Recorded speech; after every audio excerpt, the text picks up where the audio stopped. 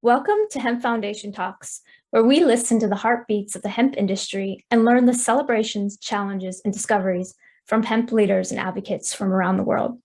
I'm Rebecca, International Business Officer with Hemp Foundation and your host. Today's guest is Paul Benhaim. Paul was born in London, UK, and is now living in Mullumbimby, Australia. Paul discovered the nutritional qualities of hemp seed while in Canada in 1991. And this led to traveling the world searching for answers as to why this eco-wonder plant was not being widely accepted. He created his own chocolate bar based on hemp seed. Upon reaching supermarket level acceptance, he considered the product a success, the best-selling health food bar in supermarkets, and moved on to create a range of other products, including hemp milk, hemp ice cream, hemp bread, and more for various companies. These products continue to be successful. Paul also developed a commercial hemp-based plastic as an alternative to mainstream petrochemicals. This environmentally friendly alternative is now being used in a number of products. His skills in promoting and marketing a sensitive, not well-known product to the mainstream have proven valuable in Paul's projects, including founding a number of businesses, authoring 9 books, producing 2 music CDs, and a TV pilot DVD called Not the Cooking Show. Working in Australia in the hemp industry and as a manager of a luxury health spa led Paul to his goal to create a truly sustainable health retreat business community center, and he has been accumulating knowledge to this end throughout his career. Higher Nature was next.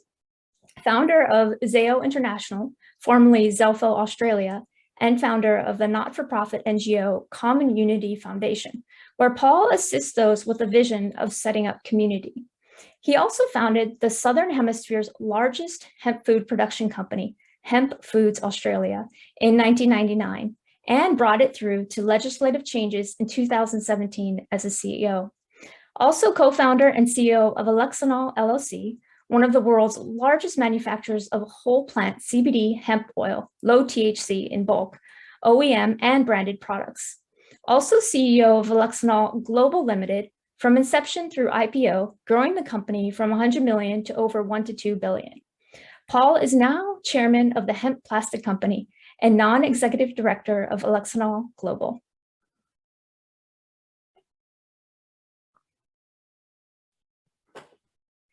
Paul, welcome to Hemp Foundation Talks. It is such an honor to have a seasoned pioneer such as yourself on our show. I think over 26 years of insights in hemp from multiple successful brands in hemp foods and supplements and hemp plastics and more. So please tell us a little bit more about your journey. What motivated you to pave a path into hemp even before it was as recognized as it is today? Thanks, Rebecca. I think it's a great question to start off with.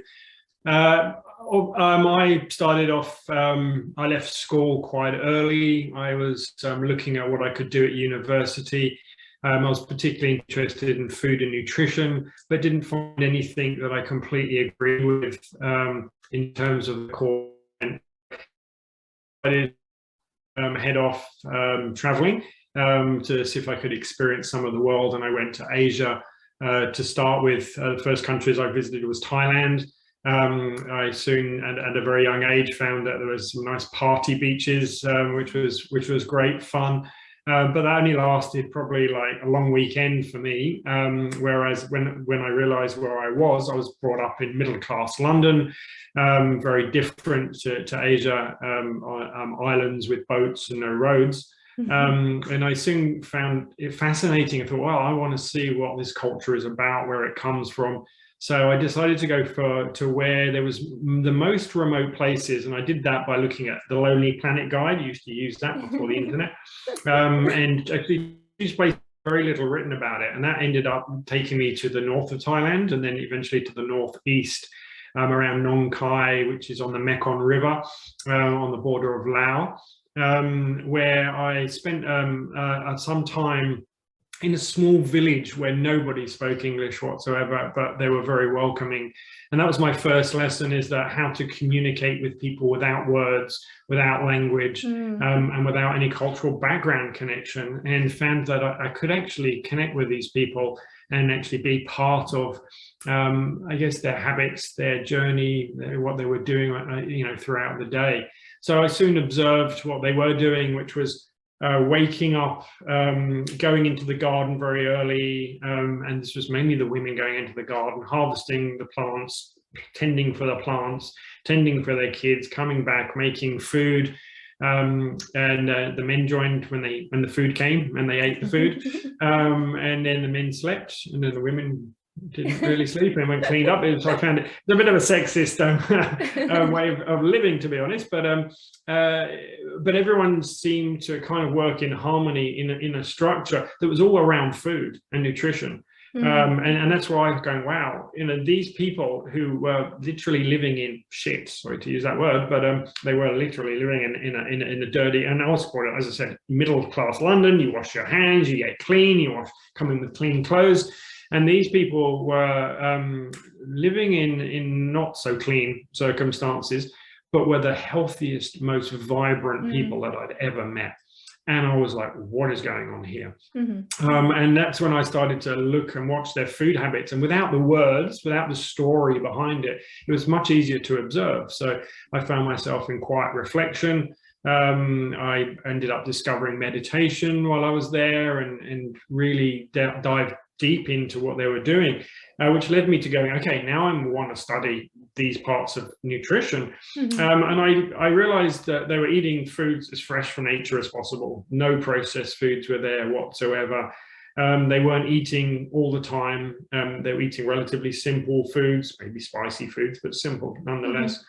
So I just looked into what was in those foods, and I discovered two things. One is, and before I come to what was in those foods, was that it was the lifestyle, it was the coming together, it was the community, it was the working in harmony without complications, without hundreds of things going on. That ended up being one of the biggest things that I learned. The other thing I learned was that eating foods as close to nature and unprocessed, which means anything in a packet whatsoever, meant that they were getting the full amounts of essential fatty acids. And that is where I just kind of latched onto and decided to look into. And the more I looked into that, the more it led me back to North America, into Canada, in fact, where I went to health food trade shows looking for people studying essential fatty acids. And I read the book Fats That Heal, Fats That Kill. And I actually read that while I was in India. So I was going back and forth from Thailand and then India. And I spent a lot of time in North India, where I was teaching meditation and yoga, and just basically went with a backpack full of books where I was reading all about the subjects that I was interested in. And I discovered that in India, there was also similar cultures around food, at least traditionally, and all led me to essential fats. Essential fats in Dr. Udo Erasmus's book said that there was one paragraph saying that hemp was the perfect balance of essential fatty acids. And I wondered why no one else was using that product. And I actually had to go and see Dr. Udo Erasmus myself. So that's what led me to Canada, trade show. I met with Udo Erasmus, in a dance after the day's work was done. And I got him on the dance floor, literally on the dance floor. I was like, it's the only way I can get this guy. Because I couldn't get an appointment. I was a young, long-haired guy at the time. And I said to him, so why do you have the book, the Bible on essential fatty acids? You talk everything about it, and you're saying one paragraph is about hemp. Why isn't it the best fat in the world book? And he said, well, and this is the key for me, was really my, the beginning of my career, when he said, well, people believe hemp is a drug. And I said, well, is it a drug? Does it contain THC? He said, well, not in any ways that'll be psychoactive for you or get you high. And I was going, well, so why don't you promote it then? It's like, because I don't want to change people's minds. So this was before he brought out Udo's oils, which was basically a blend of natural products that created pretty much the equivalent of what was in hemp. So I went away going, okay, I don't care what people think. I was young, naive, thinking I could change the world very easily. And for sure I have a little bit, but not as easy as I expected. Because the logic and the science was behind hemp, the logic and the science was behind people consuming essential fatty acids. And the challenges in health I see around the world were because essential fatty acids weren't being consumed regularly. So I knew that was going to change. And thankfully today, lots of people, essential fatty acids are supplements everywhere, and everyone knows how to consume them. But it took many years before people realized that. And I decided that I was going to get people to eat hemp seeds because that was the solution. And that led me ultimately to going back to Europe, back to the UK where I came from, saying, well, who actually is creating hemp seeds? Because I'm going to help them. I'm here. I'm young, passionate, got lots of energy. I'm going to volunteer my time. And there was nobody there. Wow. So that's when I went to the history books and the things that I learned about hemp, including The Emperor Wears No Clothes from Jack Herrera. And it basically said, these Eastern European countries had been using hemp for centuries. So I was like, okay, I need to go to Eastern Europe, buy some hemp seeds and sell them. So I went to Hungary with a wonderful translator that was working as part of a textile company. They took me around and they took me to small villages where they've been creating, building and harvesting hemp and by hand for as long as history goes back. So they basically said, yeah, we've always done this. My grandfather's fathers, we've always made hemp into traditional foods there. So I asked them to buy basically what was a ton of hemp seeds, which was a lot for them, a lot for me. And I got it shipped over to the UK, where I sat and looked at this hemp seeds and going, wow, this is a lot of bird seed, because that's what it was pretty much used for. How am I going to get people to eat this? And that was my next kind of inspiration, was like, well, people love sugar, so why don't I put something sweet around it and call it a chocolate bar or an ice cream? So I decided to create a chocolate bar. It was a carob bar, in fact, at the time, and mixed it with other seeds that I was inspired from the Indian recipes that I learned, and as I was focusing on food studies over in India. And I created the 9 bar, which was the first commercial hemp food product, which I sold to friends, and then the first health food store in northwest Wales, in the middle of nowhere in the UK. Within a year, it became extremely popular, distributed around the world, particularly around Europe, and is now, I think, probably the most successful hemp food product in the world, selling hundreds of millions of products. So wow. That's what really started me off, and then rocketed me to wow, okay, people really do need this. And it was because of the theory that all I had to do is get hemp seeds into people's mouths and their brains would do the rest, as in the brains would say, this is really good food, eat more of this, because everyone's body needs essential fats. So it was kind of addictive in a natural way. So it's bad to use that word relating to a potential drug, but it wasn't a drug and it wasn't physically addictive, but their brains made the choice that their bodies like that and they should have more. So people kept consuming hemp foods, and then it continued onwards. And I made hemp milks, hemp breads, hemp tea, hemp miso, a whole bunch of products made from hemp, expanded from there in the UK, and that ended up leading me to Australia in the turn of the century, and that's where I find myself today, 22 years later, where I came here to change hemp foods because it wasn't legal when I first came here 22 years ago.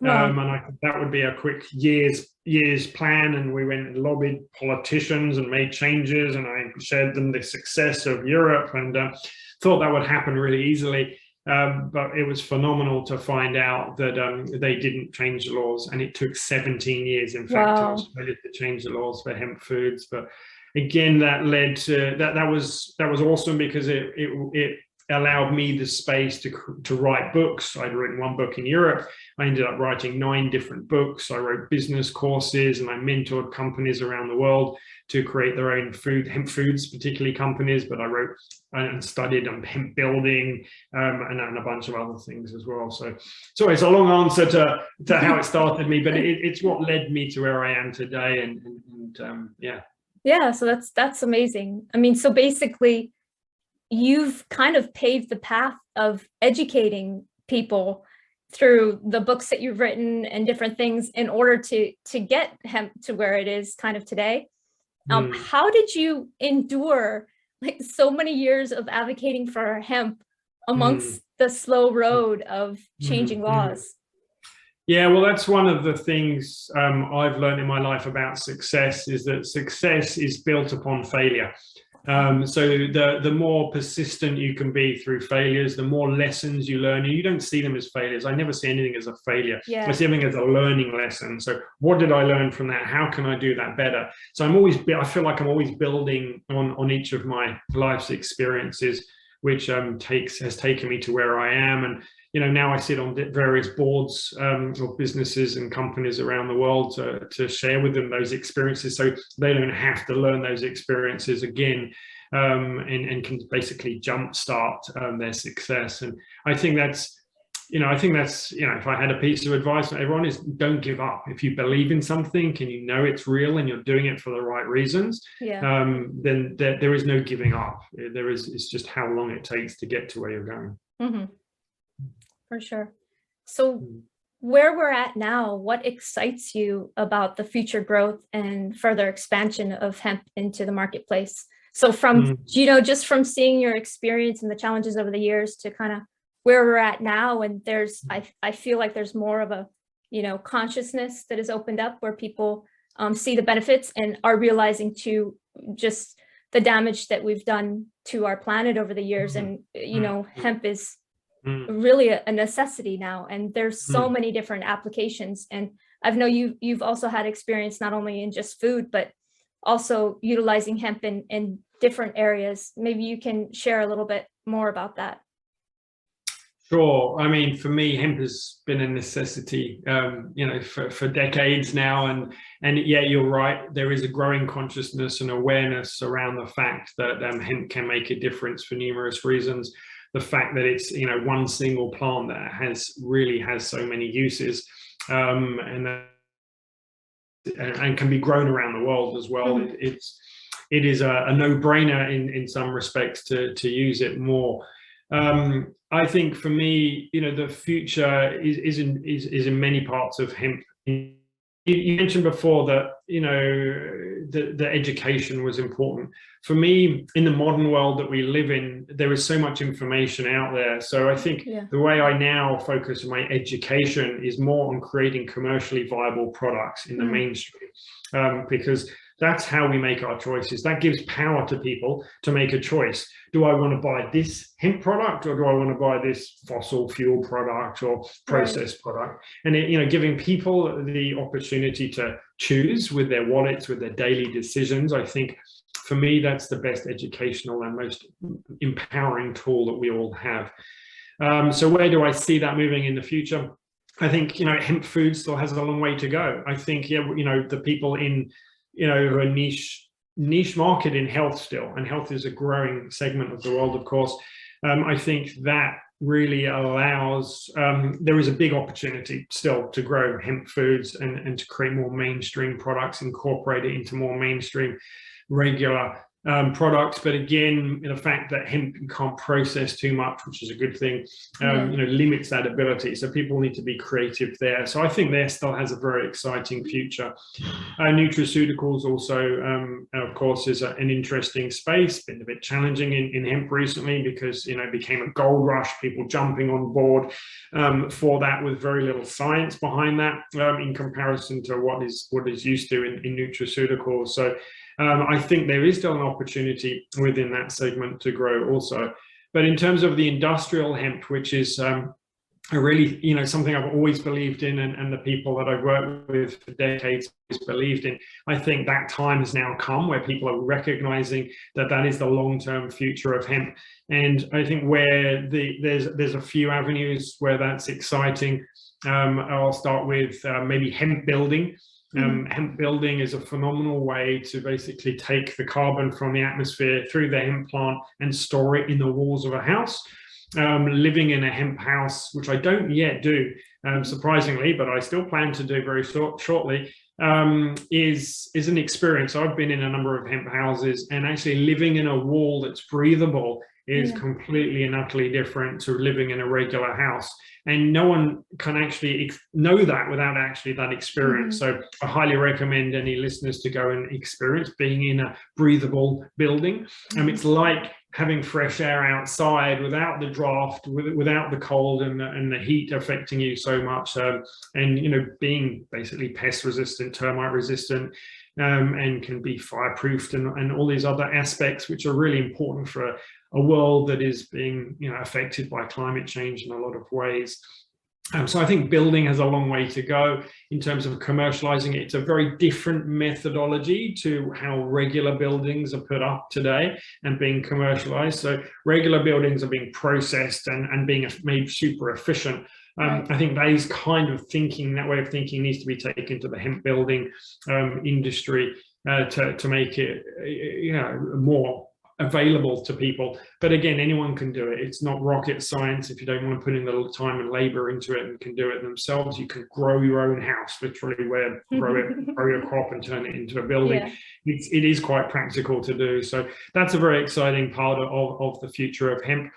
I think hemp for paper, may come back at some stage. I think it's a very exciting opportunity. Again, why do we still use trees for paper? Yeah. We don't use paper so much anymore. Most of the world's become a digital world, but paper is still around us. I'm still surrounded by paper, and I prefer, and I have virtually a paper-free office, but I still have my notebook. Well, when you go out and eat at a restaurant or, things like that, there's paper.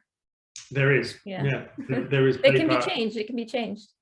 It can, toilet paper could be made from hemp, and it's not that rough, just to be clear. Yeah. You can make, just like in clothing, you can make hemp and, feel like silk, and it can be 100% hemp.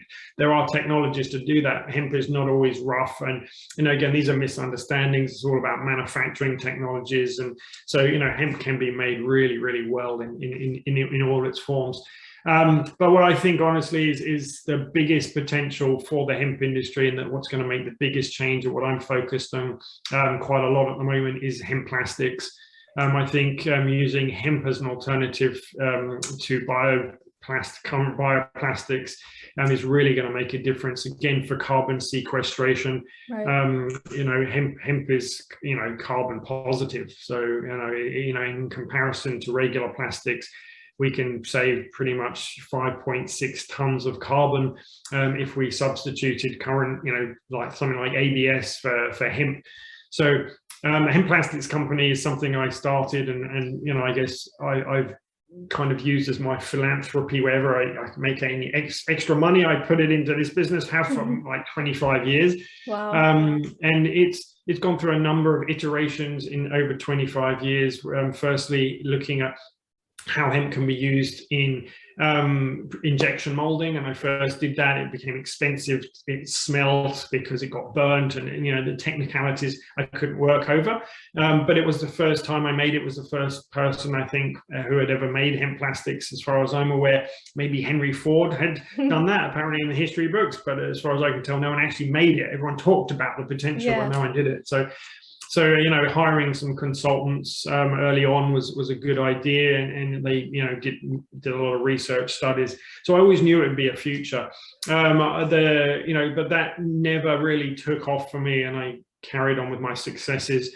But over the time, I found another technology that someone had developed in Austria called, which was called Zelfo. We called it Zelfo at the time, which was 100% hemp material. Seemed phenomenal. So I brought the inventor over to Australia, which is where he was originally born, and we built a factory to produce things like hemp didgeridoos. And those kind of products were phenomenal material. I still love the material. I spent 5 or 6 years trying to commercialize that, when I realized that the material is phenomenal, but it required specialist machinery, and it had some challenges, we'll say, technically as well. So it's really strong in some respects, but in other respects it was very careful. You couldn't put water close to it, for example. So, that material has come a long way since that time, but still, again, for me, is not something that's going to get to the mainstream. So about 5 or 6 years ago, someone else came to me with lots of people come to me, obviously, with lots of ideas. And most of them I'm like, yeah, sorry, I've seen that. Doesn't work for this reason or that reason. But one guy came to me and said, hey, I've got this technology for making hemp plastics commercially viable, much cheaper than anybody else. I've heard that before. But he showed me a few things that I was like, okay, that piqued my interest. So I ended up saying, okay, well, let's run a business. Let's start this up again. I'll fund the beginning part. Let's do some trials and see if this works. So we created the technology and we ended up getting some patents. I think we've now got like 15 or 16 patents and growing in this, where we can actually take waste streams from hemp industries and turn those into bioplastics. We can take hemp in various forms, turn it into bioplastics, significantly cheaper than anyone else has ever done. Awesome. In larger quantities than anyone else has ever done. So we've now set up a supply chain where we can sell in train loads of hemp plastics. We've made numerous products for numerous companies. There's I guess we have 4 main products today, which ranges everything from the hemp and polypropylene blend, which is very popular with a lot of companies, to the 100% hemp and plant-based bioplastic hemp PIA biodegradable form, and a couple of things in between for different uses. So it's a very exciting options that we have. And we are looking at really larger companies. There's some companies that are going to be using our products to make packaging, so cannabis packaging, these jars and things like this. Awesome. But the biggest customers that we have, I can't mention their names, signed my life away, but we have at least a half a dozen multinational brand names that everybody would understand and know who they are, who we've been working with now for a couple of years, and it takes a couple of years in product cycle development. So we're probably not too far away from seeing some of those larger names bring their products into, we'll say, maybe mainstream fast food industry, clothing apparel, white goods, and a number of other things, car manufacturers, computer companies. We're working and have been for quite some time with these companies in developing specific products for them. So, which we've done, we've patented those products. We have understandings that they're going to be launching a lot of these products. And I think this is what's going to make the biggest difference for the environment in terms of carbon sequestration. Right. I think it's going to be by far the largest user of hemp in the world. And I think it's going to make the biggest difference. So these are probably, in general, the biggest things that I think will happen in hemp moving forward. That's amazing.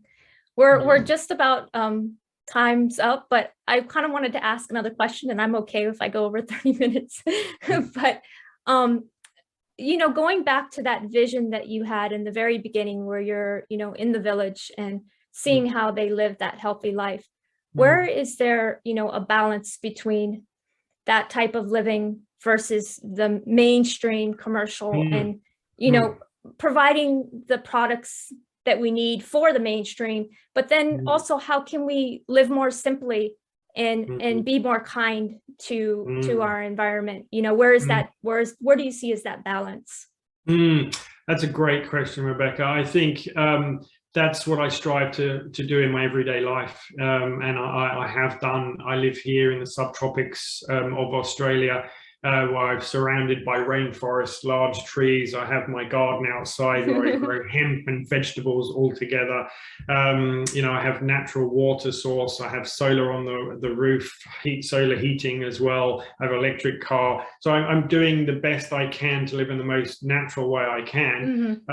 But I also have, a satellite connected to Starlink. So I have the best internet so I can keep my communications and work around the world in the most efficient way. And because of COVID, with lack of being able to travel, that's forced us all to work more in this form where we're doing it over Zoom or something like that.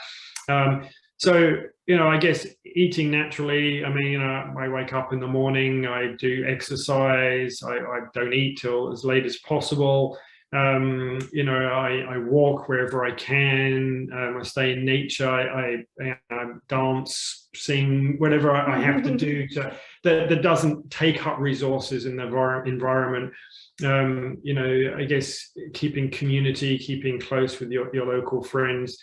And then I still run multinational businesses right now throughout the world. So I think it is possible to do, but it's an ongoing balance because the world does change. I still have to fly. I still have to go to cities. because doing business in person is very important still. Yeah. Because ultimately it's about us humans. We have the opportunity to make the difference, to make the change, to be excited about what we're doing, and working together is what this is all about. So I'm constantly looking for people to work with who I can relate to, who actually want to make this difference, who want to work in harmony with nature as a priority, and people first. Because successful businesses come from that foundation, and if they don't and they're still doing a good thing, they're still successful in my view as well. So I think it's really coming inside is the answer, choosing what we want to do, why we are doing it. The why is the first thing that we come to. And looking at every small thing that we do, the small choices that we make in life are the critical ones, I find, and they all add up to making a big difference. Yes. Thank you so much, Paul. I really appreciate the work that you're doing, and you're such an inspiration. And thank you so much for your time and for being on our show today. Namaste. Thank you. Thank you for listening to Hemp Foundation Talks. Hemp Foundation is a nonprofit social enterprise on a mission to provide solutions for our current ecological crisis.